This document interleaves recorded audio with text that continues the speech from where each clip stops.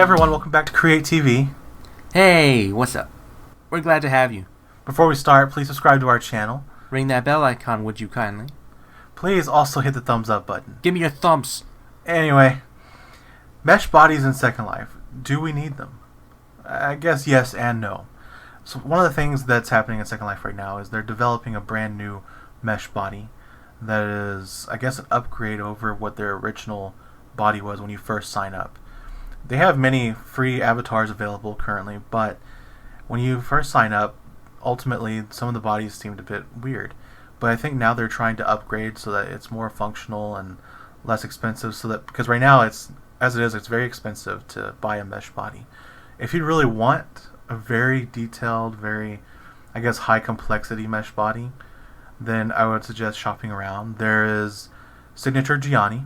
That's one of my favorite ones. I currently use that one for pretty much everything I design. There's also the new Signature Davis that just came out. I recently bought it. It seems pretty good, honestly. It's probably a step up from the Signature Gianni one. I'll eventually buy it for all of my alt accounts, but currently, I think that... What do you think? Do you think really do you need a mesh body, or what? I wouldn't say so. There's a decent enough amount of editing that you can do to make your character your avatar not look like a goofball. This just takes a lot of time and energy, a lot of focus to make sure that you're editing the right selections, the right sizes. Make sure that you. I wouldn't go too muscular with the Second Life avatar because it really wasn't designed to look very muscular. It makes the shape look a little bit wonky, kind of clay-like. The wrists look too fat to a degree, or it looked warped really, and the feet look a little odd. But if you get the right clothing, the right, I guess, mesh clothing as well, it just looks better. If you want to look like a civilian, that's a lot easier. If you want to look like a superhero, I suggest you get a mesh body. There are quite a few. There's also aesthetic. The aesthetic shape is for those who really want to have a very muscular, very massive body. And then there's also there's another one for females. There's Signature Alice, and there's also the let's see. I really don't know all of them at this point. I haven't gone shopping around. It's very expensive, and some of them are 2,500. Some of them are 1,000. Some of them are 5,000 Linden dollars. By the way, the pricing is in Linden dollars, so don't think I'm saying U.S. dollars, please. And when it comes to U.S. dollars, I would say you would probably have to spend $20 to $50 if you want to make an extremely detailed like avatar with many different outfits to choose from, maybe 5 or 6 outfits. And then you have, I mean, there are really just so many details you can have. Then there's the mesh head. When you want to get a brand new head for your body so that it looks, decent, mesh heads can be even more pricey. There's some that are cheap, mind you. I've seen some for 500 Linden dollars. Some are even given away if you join a group. If you join one of the groups of these high-end places, there's Lelutka, there's Akakura. There's quite a few. If you go to these places, shop in world, you'll find them. There's also some options on the marketplace, the Second Life marketplace. You have Katwa and a few others really. You get to really look around, shop, and I'm hoping to eventually get into that market myself to actually develop a mesh body and a mesh head. Currently, however, I'm more working on Animesh. How would you say, what was your reaction when you saw Animesh in Second Life? That's a lot of prims. The land impact. It's the how much land impact the design of mesh has on land or primitive objects. For every movement, I think it's like 3 prims. No, that's if you're developing more of a frame-by-frame scripted object that has pre-posed like movements. But when you have Animesh, you have the ability to make a character like a video game character. You can actually rig it to have a skeleton that allows you to use Second Life animations for some of the preset ones. When you use those preset animations, or you can make your own. You can make your own animations, and then when you rig your character, how high prim or how high the land impact is depends on basically the amount of basically depends on how complex your mesh is. If your mesh is too complex, then it's going to be high prim. There is a way to get it to the base amount of 15 prims.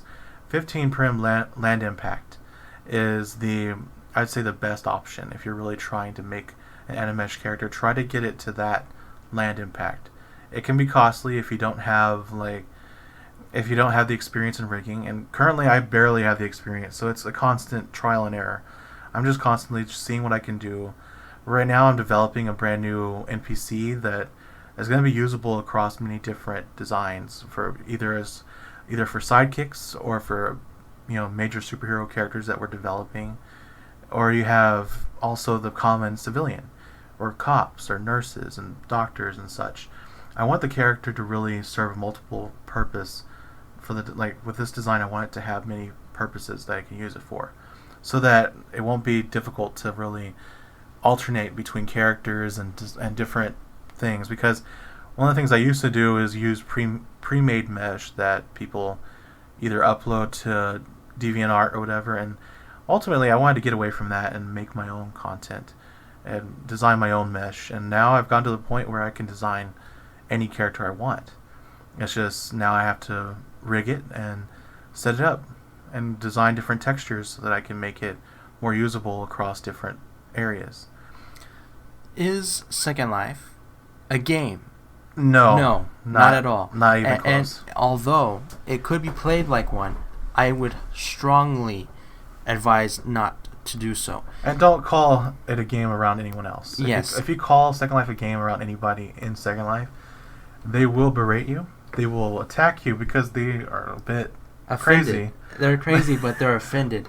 And it's because Second Life, honestly, I compare it to a drawing board or a notebook, a notepad, a tool. It is a tool so that you can express art in the best, most efficient way. And not just that, but also bond with other people. You can create social... there are social experiences all over Second Life. I mean, you can explore, you can design, or you can explore. You can meet new people, hang out. It's actually more fun if you're trying to meet new people and hang out, because of the fact that when you're trying to do certain activities like roleplay or whatever, oftentimes you have a very limited scope of people that you can meet. And ultimately, it becomes all about roleplay, where if you really want to make connections with people, you have to go to like clubs or go to places that are newcomer friendly. Go to places that you feel safe, but also feel like just meeting new people at. And there are some clubs out there that are more clean, more family friendly. And then there's communities. You can join different communities in Second Life. I've wanted to join a few, but personally I just don't have time. With all the stuff that I'm working on currently, I really just can't. My brother, Manny here, he's rarely in Second Life. He's more of a gamer. Isn't that right? Yes, very much so. Very much. What's your favorite game, or what games are you looking forward to playing one of these days? One of these days, I really want to play that new game that's coming out, Black Myth Wukong. It's a game based around the Monkey King. It's an awesome game. It's sort of themed after Dark Souls. Which Dark Souls, I personally don't like it. Although it's a very bleak game and has its issues, very difficult to play. So I hear. The Black Myth Wukong game is a little bit more fanciful, and also another game I'd love to play, Elden Ring. But enough about games. Yeah. Personally, I'm not a gamer. I've tried playing games, and it's just I'm not very good. But he prefers more retro games for some reason. Yeah, Super Mario, Link. Because apparently I'm ancient. I'm ancient that way. Yes.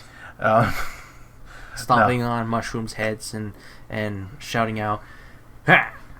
or "Ha ha!" as you magically carry a treasure chest above your head without touching it. Or "It's a me, Mario." Yes. Which, pardon my crap impersonation. That was accurate.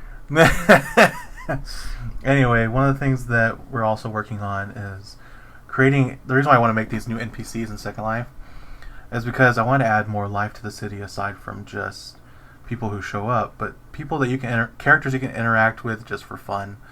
Like, people who manage a bar. If you manage a bar, you can talk to them, get a little bit of advice for no reason.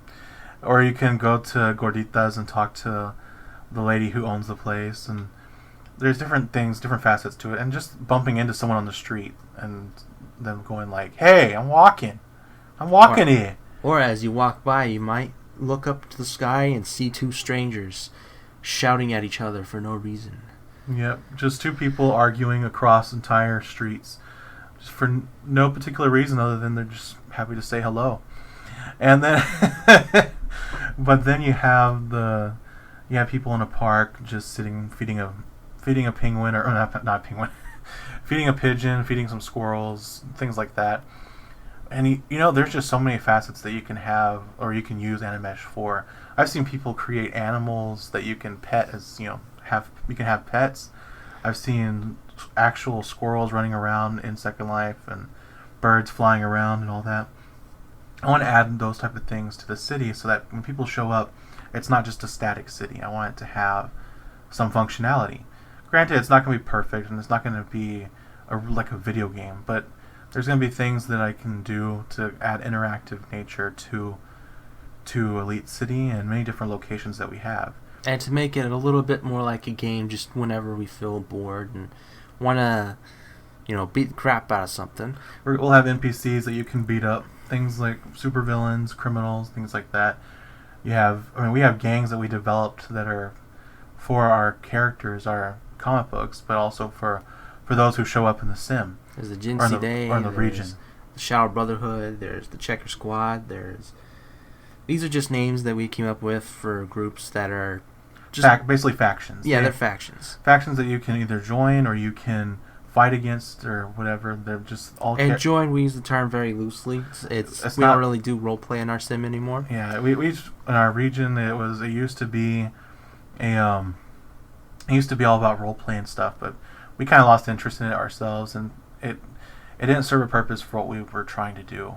And we really just want to establish a community who loves superheroes and sci-fi and fantasy, elves and all kinds of things like that. Some of the worlds that we're going to develop are going to have fantasy creatures and things also from biblical stories as well. We intend to use Second Life for multiple different things, different projects. We hope to expand into another region one of these days soon. Another region to we want to have another region so that we can have more space, to have more people around, and also to have more areas to build on.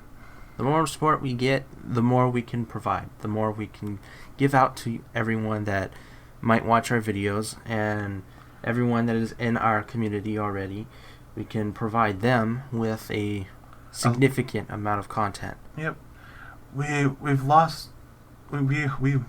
hoping not to lose time on what we're doing. We want to create the content that we're creating. And we want to design many different characters and stories. We want to write different stories, and we want to tell a lot of different tales of fantasy and sci-fi. But we can't do that if we don't have more land or if we don't have space generally to do it. And the reason why we use Second Life is, as we've said in previous videos, it's basically so that we can use it for art. We use it for our creations and to tell stories kind of like modern day parables.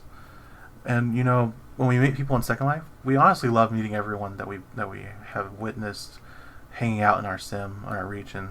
We love hanging out with them when we can, but ultimately, we're just human and we don't have a lot of time to be able to do everything we want to do. So anyway, thank you for listening. Actually, there's a few things that I want to talk about first. I forgot.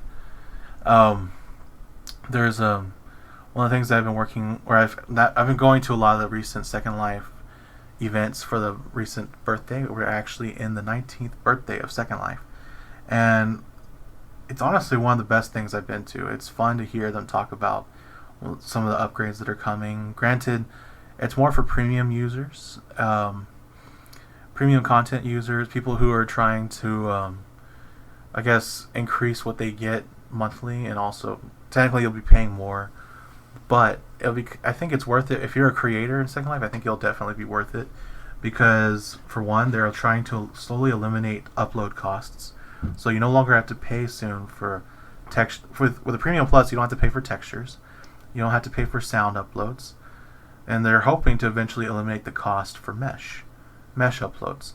Whenever you use Second Life, when you design things, you have to pay right now $10 or more, depending on what you're uploading, If you're uploading mesh, sometimes it can be 40, sometimes 20, sometimes 10 linden dollars, or it can be 40. It can go really high if you're not careful with your designs. But generally speaking, it can cost a lot. And if you're a Premium Plus user, it kind of balances out, and you get more land that you can start with. Basically, if you when you get more land in Second Life, you're able to essentially, like, you'll get like a 4028 square meter sized plot of land or something like that. I have to look it up again, but generally you get a bigger sized plot of land, starter plot, that you can use for either a linden home, or you can use it to just get another spot of land so you can build on for yourself. And essentially what you can also do is you have more group space, there's just a lot more of everything. They've kind of multiplied it all. And you also get a higher amount of money weekly, weekly stipend that you're allowed to get of linden dollars. It went from like 350 to like 650. So they more than doubled it. And honestly, I think it's a great deal if you're really looking for a premium subscription. There's a lot of incentive to going premium in Second Life currently. Personally, Or we're eventually. not going to go premium for quite some time. Not until we are able to earn enough money to kind of pay for itself. Anyway, thank you for listening. Please subscribe to our channel, and Hit that bell icon, would you please? please, and also hit the thumbs up if you like this video. Goodbye. Goodbye.